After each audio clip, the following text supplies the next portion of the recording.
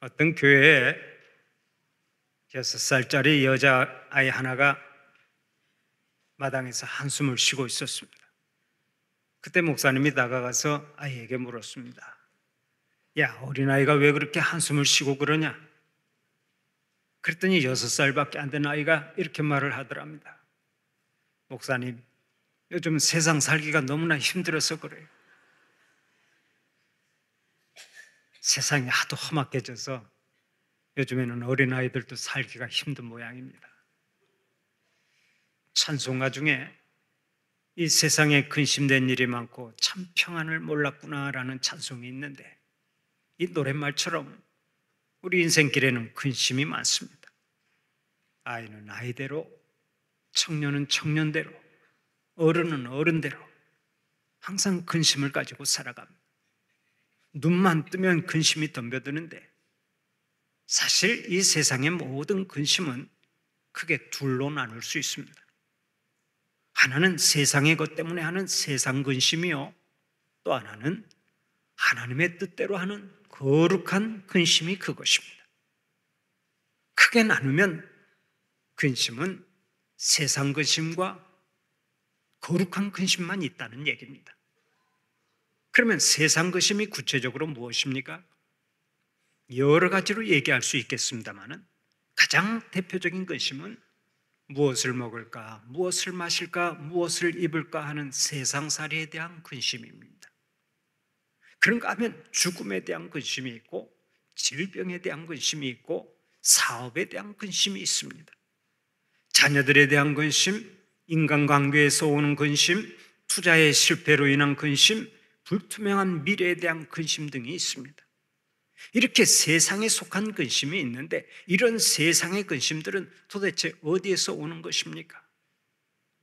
세상의 근심은 전부 다 불신앙과 탐욕에서 옵니다. 하나님의 말씀에 불순종할 때 근심이 찾아오고 자꾸 욕심을 부릴 때 근심이 찾아오는 것입니다.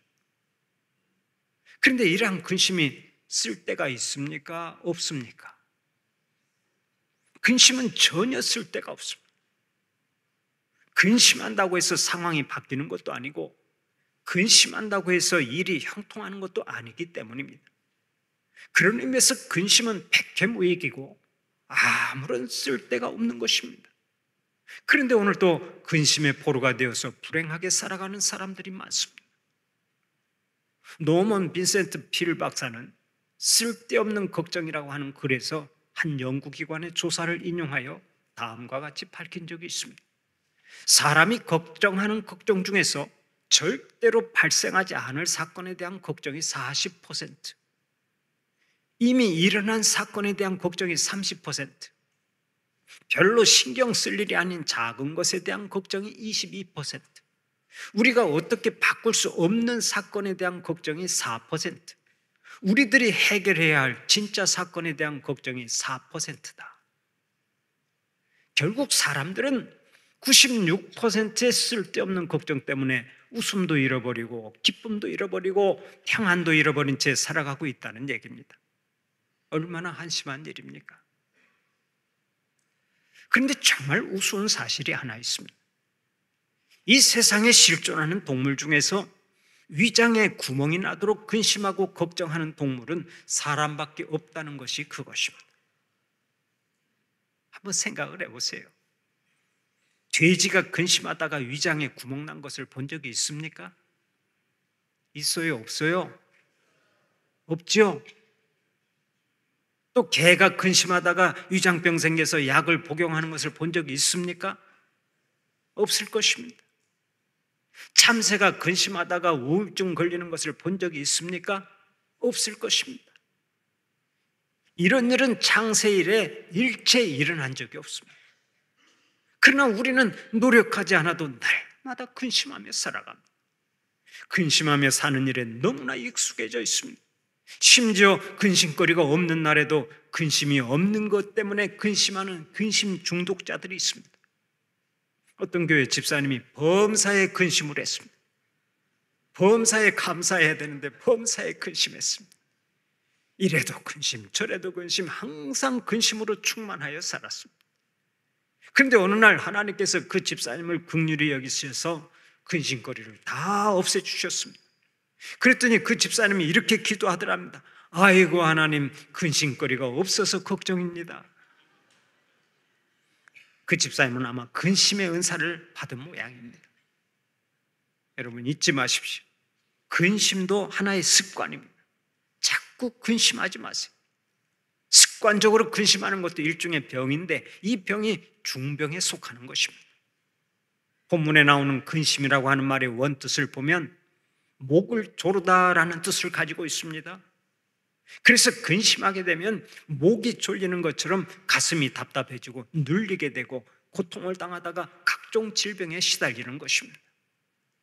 실제로 WC 알버리즈는 임상실험 결과 위장병의 80%, 나병의 66%가 염려에서 오고 류마티스 관절염도 근심이 가져다주는 부작용이라고 말합니다. 그런데도 근심하며 살아가시겠습니까? 잠언 17장 22절을 보면 오늘 또 이렇게 말씀합니다. 마음의 즐거움은 양약이라도 심령의 근심은 뼈를 마르게 하느니라. 근심은 뼛속의 진액까지 마르게 해서 골다공증을 유발시킨다는 얘기입니다. 또 오늘의 본문 10절을 보면 이렇게 말씀합니다. 하나님의 뜻대로 하는 근심은 후회할 것이 없는 구원에 이르게 하는 회개를 이루는 것이요 세상의 근심은 사망을 이루는 것이니라. 세상 근심의 끝은 사망이고 멸망이고 실패라는 것입니다. 그런데도 세상 근심에 사로잡혀 살아가시겠습니까? 근심은 우리의 삶을 파괴하고 썩게 만드는 쓰레기와 같습니다. 그러므로 우리의 마음에 근심의 쓰레기가 생기면 빨리 그것을 내다 버려야 합니다. 사랑하는 우리 성도들은 근심의 쓰레기를 다 내다 버리시는 자들이 되시기를 바랍니다. 하나도 남김없이 다 버리시기를 바랍니다. 제 아내가 얼마 전에 손가락 하나를 다치는 바람에 요즘 저의 가사노동이 얼마나 많이 늘었는지 모릅니다. 변기 청소부터 시작해서 모든 요리 준비를 제가 해야 하고 식사 후에는 설거지도 전부 다 제가 해야 합니다. 그러다 보니까 손에 물기 마를 날이 없어서 이러다가 주부 습진이 걸리는 것은 아닐까 하면서 손을 자주 들여다보곤 합니다. 좌우지간 가사일이 참 많은데 식후에 설거지를 하는 것으로 끝나는 것이 아니죠. 식후에는 음식물 쓰레기도 버려야지, 생활 쓰레기도 버려야 됩니다. 일일이 분리해서 쓰레기를 버리고 와야 가사노동이 끝납니다. 그런데 여기서 한 가지 생각해 볼 것이 있습니다. 여러분 혹시 쓰레기를 버리면서 아까워하는 사람이 있습니까? 아이고 이 쓰레기 버리는 게 너무 아깝다, 너무 아깝다 그러면서 쓰레기를 버리는 사람은 한 사람도 없을 것입니다. 왜 그렇습니까? 음식물 쓰레기나 생활 쓰레기가 아깝다고 집에 모아두면 집안에서 악취가 나고 구더기가 생기고 온갖 병균들이 창궐하기 때문입니다. 그렇게 되면 식구들이 병들거나 심한 경우에는 죽고 마는 것입니다. 마찬가지입니다. 우리가 쓰레기와 같은 근심 걱정을 마음속에 품고 살면 얼마 지나지 않아서 마음도 병들고 육체도 병들고 완전히 실패하는 인생이 되는 것입니다. 그래서 근심의 쓰레기는 무조건 내다 버리는 것이 상책입니다. 근심을 우리 마음에 쌓아두면 그 근심이 독소가 되어서 우리를 병들게 만들고 사망의 길로 끌고 가는 것입니다. 제2차 세계대전이 일어났을 때 미국 군인의 사망자 수는 약 40만 명이었습니다. 그런데 전쟁을 두려워하면서 걱정 근심하다가 심장마비로 죽은 사람은 무려 100만 명이나 되었다는 보고가 있습니다. 의학자들은 고혈압이나 저혈압, 류마티스, 감기, 신장염, 관절염, 좌골신경통, 위장병 등등의 질병은 70% 이상이 근심과 불안과 공포 때문에 생긴다고 말하고 있습니다. 무슨 얘기입니까? 근심이라고 하는 쓰레기를 나의 심령의 방에 그냥 방치해두면 안 된다는 것입니다. 사랑하는 우리 성도들은 근심이라고 하는 쓰레기를 심령 가운데 쌓아두는 일이 없기를 바랍니다. 근심하는 대신에 모든 것을 주님께 맡기고 믿음으로 살아가시기를 간절히 축원합니다. 미국의 백화점 왕인 제이시 페니는 젊은 날에 사업을 시작했지만 사업에 실패하고 말았습니다. 그런데 사업에 실패한 것도 부족해서 결핵에 걸려 사투를 벌여야 했습니다. 날마다 피를 토하던 그는 죽음이 임박한 줄 알고 미리 유서까지 써놓고 살았습니다. 그랬던 어느 날 병원 복도 끝에서 찬송 소리가 들리는 거예요. 어디에서 찬송을 부르는가 하고 궁금했던 그는 찬송가 소리가 나는 곳을 찾아가 보니까 그곳은 병원의 작은 예배당이었습니다. 그 예배당에서 환자와 의사와 간호사들이 모여서 찬송을 부르는 것입니다. 너 근심 걱정 말아라, 주 너를 지키리. 페니도 맨 뒷줄에 앉아서 함께 그 찬송을 부르는데 자기도 모르게 뜨거운 눈물을 흘리게 되었고 그 자리에서 하나님의 음성을 듣게 되었습니다. 아들아, 근심하지 말고 일어서라. 내가 너와 함께 하겠다. 그때부터 그는 남은 생을 하나님께 바치기로 결단하고 인생을 새롭게 설계했습니다. 그래서 백화점 사업을 시작하면서 상호명을 JC 펜이라고 했는데 앞에 JC는 지저스 크라이스트의 약자고 뒤에 나오는 페니는 예수 그리스도를 위해 사는 펜이라고 하면서 사업을 시작했습니다. 그는 백화점 사업에 성공해서 총 1660개 백화점을 운영하는 백화점 왕이 되었습니다. 그는 모든 것이 하나님의 은혜라 생각해서 10의 1조, 10의 5조, 10의 9조까지 하나님께 바쳤고 세상을 떠날 때는 모든 재산을 성교비로 바치고 하나님의 품에 안겼습니다. 얼마나 멋진 인생을 사셨습니까? 사랑하는 우리 성도들은 세상의 근심을 다 주님께 맡겨버리고 언제나 담대하게 살아가시기를 축원합니다. 다음으로 근심은 하나님의 뜻대로 하는 거룩한 근심이 있습니다. 거룩한 근심은 하나님의 자녀답게 살고 싶은데 그렇게 살지 못하는 것이 안타까워서 애통하며 걱정하는 것을 의미하는 말입니다. 주일 성수를 하고 온전한 11조를 하고 싶은데 그렇게 하지 못하는 것이 안타까워서 하는 근심이 바로 거룩한 근심입니다. 죄를 짓지 않고 싶은데 자꾸만 죄를 짓는 것이 안타까워서 하는 근심이 바로 거룩한 근심입니다. 말씀에 순종하며 살고 싶은데 순종하지 못하는 안타까움으로 하는 근심이 바로 하나님의 뜻대로 하는 거룩한 근심입니다. 이렇게 하나님의 뜻대로 하는 거룩한 근심은 어떤 유익이 있습니까? 오늘의 본문 10절을 보면 그 답이 나옵니다. 하나님의 뜻대로 하는 근심은 후회할 것이 없는 구원에 이르게 하는 회개를 이루는 것이요. 그렇습니다. 하나님의 뜻대로 하는 근심은 우리로 하여금 회개하게 만들고 우리가 구원받고 영생의 복을 누리게 만듭니다. 하나님의 뜻대로 근심하는 사람에게는 하나님께서 말할 수 없는 은혜를 베푸시고 구원의 은총을 베풀어 주신다는 말씀입니다. 이 세상에서 항상 예수의 향기 널리 드러내며 살아가도록 복을 주시고 범사에 승리하는 사람이 되도록 복을 주시는 것입니다. 그렇다면 오늘 여러분은 어떤 근심을 하며 살아가고 계십니까? 다윗은 우리아의 아내 바세바가 목욕하고 있는 모습을 보고 그 아름다움에 반했습니다. 그녀를 데리고 와 동침했습니다. 바세바가 임신을 했습니다. 그것을 숨기기 위해서 다윗은 우리아를 최전선으로 보내어 화살에 맞아 죽게 하고 바세바를 자신의 아내로 삼았습니다. 우리아의 아내를 빼앗으려고 하는 고민, 우리아를 죽이려고 하는 고민, 범죄한 자신의 죄를 감추려고 하는 고민, 이러한 다윗의 고민들이 바로 다윗의 세상에 속한 고민요, 세상에 속한 근심이었습니다. 그때 하나님께서 어떻게 하셨습니까? 선지자 나단을 다윗에게 보내어 그의 죄악을 낱낱이 지적하며 크게 책망하셨습니다. 다윗은 나단이 선포한 하나님의 심판의 말씀을 듣고 거룩한 근심을 하기 시작했습니다. 내가 하나님 앞에서 큰 죄를 지었구나. 하나님 아버지, 제가 범죄하였나이다. 주의 얼굴을 내 죄에서 돌이키시고 내 모든 죄악을 지워 주소서. 다윗의 거룩한 근심은 그로 하여금 눈물로 회개하도록 이끌어 주었습니다. 전설에 의하면 다윗이 얼마나 많은 눈물을 흘리며 회개했는지 그의 침상이 눈물로 썩을 정도였다고 합니다. 다윗이 거룩한 근심을 통해 회개했을 때 하나님께서 어떠한 은혜를 베풀어 주셨습니까? 사죄의 은총을 베풀어 주셨습니다. 부끄러움과 고통과 번민을 떨쳐버리고 완전히 자유함을 얻을 수 있도록 은혜를 베풀어 주셨습니다. 얼마나 감사한 일입니까? 사랑하는 우리 성도들에게는 언제나 하나님의 뜻대로 하는 거룩한 근심만 있기를 바랍니다.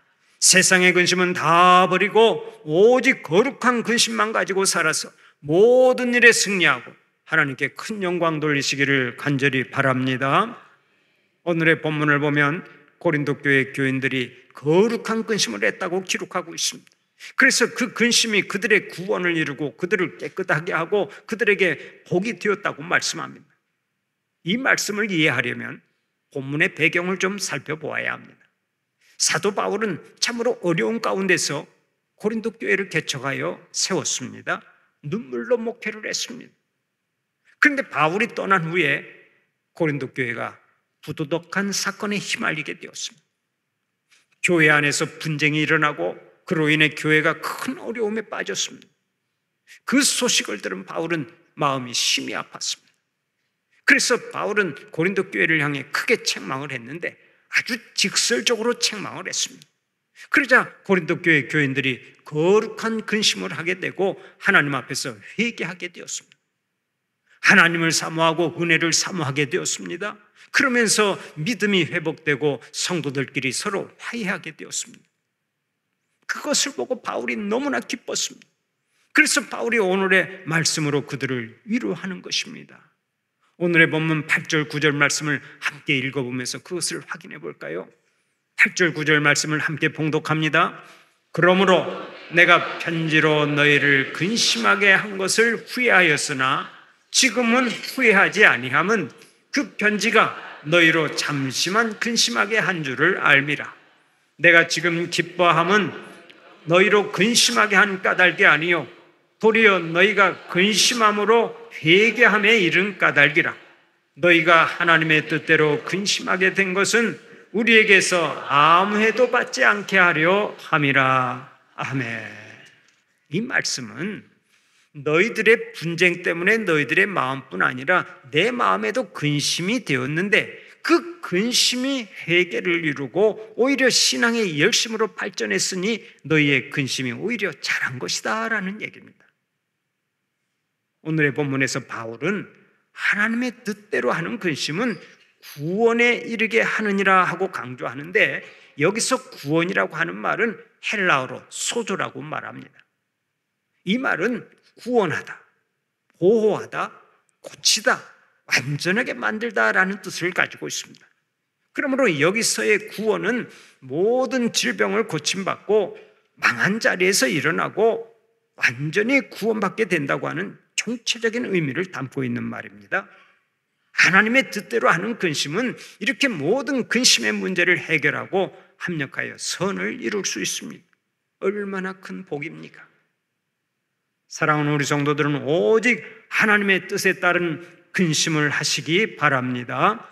더 큰 십자가를 지지 못한 것을 근심하고 더 충성하지 못한 것을 근심하고 형제를 더 사랑하지 못한 것을 근심하고 다른 사람에게 혈기 부린 것을 근심하고 자아가 더 깨지지 않은 것을 근심하는 사람이 하나님의 긍휼을 입을 수 있는 거예요.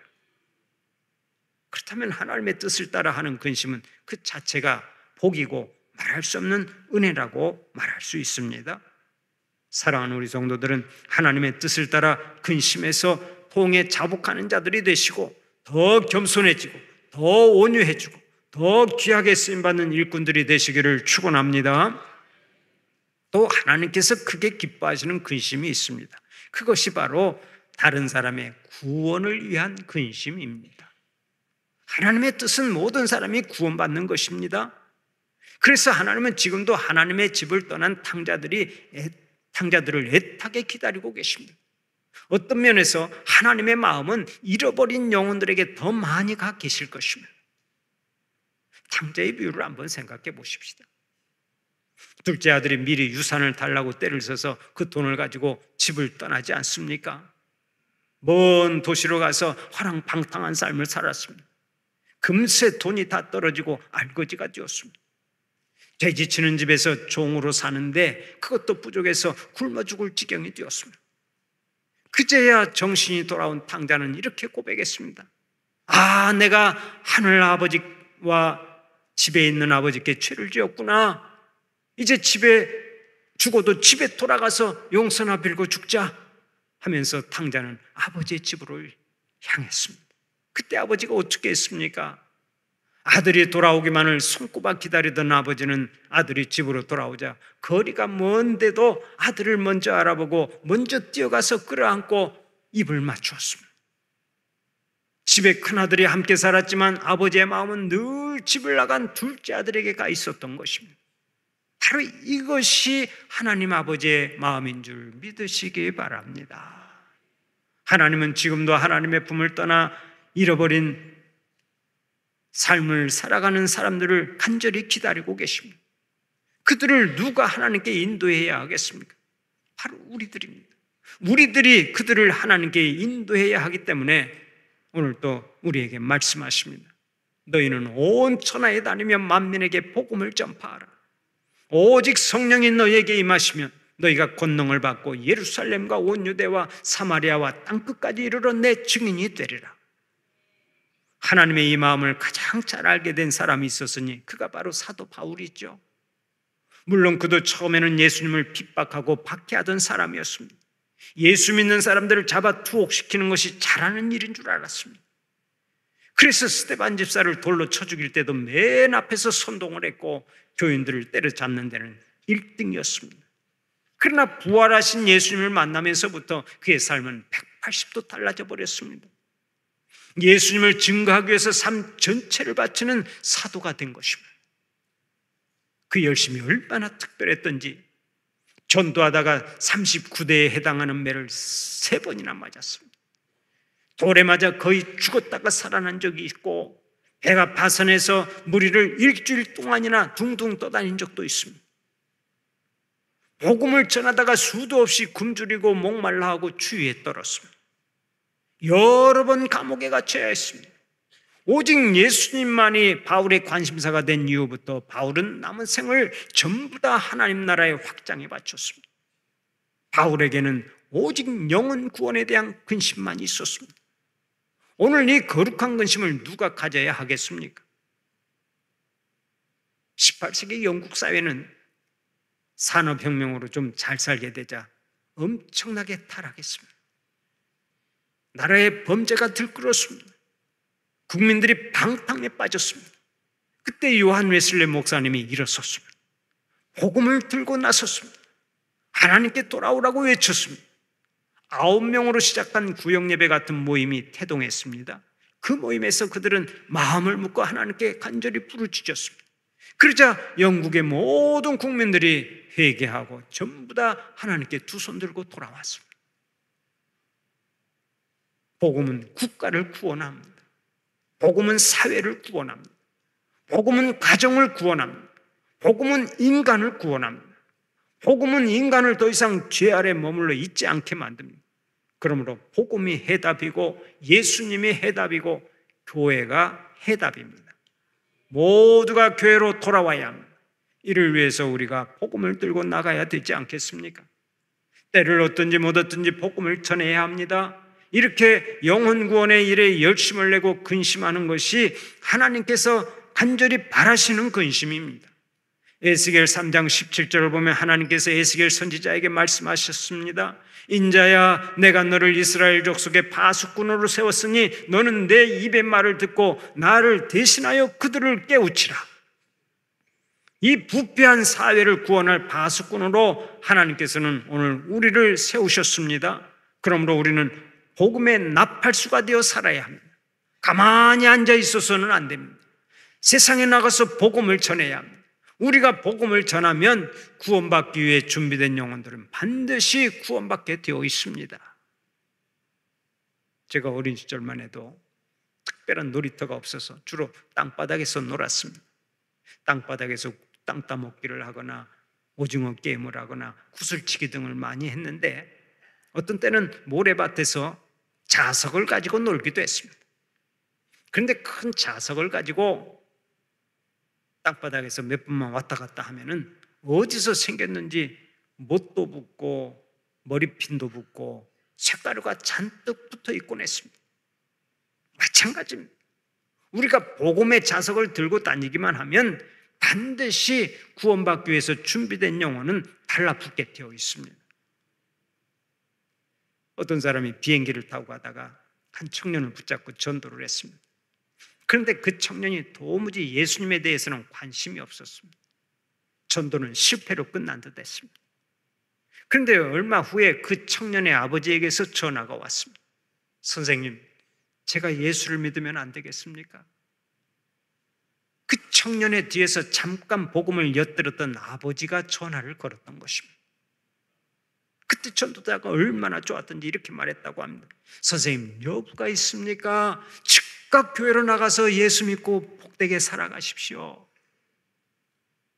이 땅에는 예수 믿으라고 한마디만 던져도 구원받을 사람이 많이 있고, 전도지 한 장만 건네주어도 구원받을 사람이 많이 있습니다. 손가락으로 건드리기만 해도 구원받을 사람들이 있다는 말씀입니다.